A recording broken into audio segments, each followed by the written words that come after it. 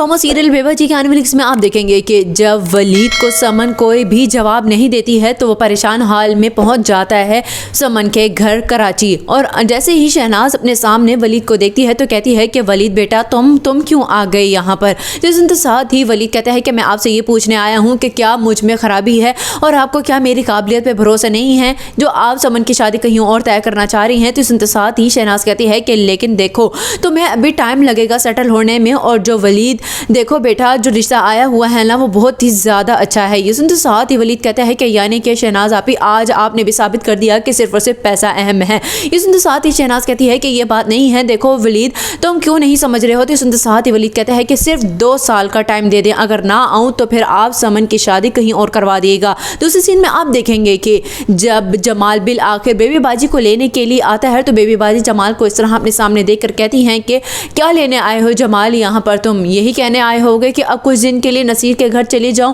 फरहत और वासिफ भी तंग आ चुके हैं मुझसे। तो ये सुनते साथ ही जमाल कहता है कि ऐसा हरगिज़ नहीं है, बल्कि मैं आपको अपने साथ लेने आया हूं। उस दिन जो भी हुआ मैं बहुत ज़्यादा परेशान था कारोबार की वजह से। ये सुनते साथ ही बेबाजी कहती है कि इसका मतलब यह है कि तुम अपनी माँ को ही अपने घर से निकाल दो। तो ये सुनते साथ ही जमाल कहता है कि मैं बहुत ही ज़्यादा परेशान हूँ इसलिए तो आया हूँ। तो ये सुनते साथ ही बेबाजी कहती हैं कि लेकिन मैं तो सिर्फ यही बात सोच रही हूँ उस दिन से कि काश तुम्हारे अब्बा की जगह मैं ही मर गई होती तो ये दिन ना देखना पड़ा होता। ये सुनते साथ ही जमाल कहता है कि बस अम्मी बस, इससे ज़्यादा कुछ ना कहिएगा, क्योंकि इससे ज़्यादा आपने कुछ कहा तो मेरा दिल करेगा कि ज़मीन फट जाए और मैं उसमें दफना जाऊँ। लास्ट सीन में आप देखेंगे कि जब नसीर रक्षी और रक्षी की माँ की सारी बातें सुन लेता है तो रक्षी को आकर कहता है कि तुमने इतना बड़ा धोखा दिया मुझे, मेरी मोहब्बत का मजाक उड़ाया, अब तुम्हें हिसाब देना होगा। तो सुनते साथ ही बीच में बोल पड़ती है रक्षी की माँ और कहती है कि देखो नसीर बेटा आराम से पानी पियो ठंडा और फिर बात सुनो, तुम्हें गलत सुनाई दिया है। ये सुनते साथ ही नसीर कहता है कि बस मुझे बुढ़िया तुम्हारी भी कोई बात नहीं सुननी है, और अब रक्षी तुम तो इस काबिल ही नहीं रहोगी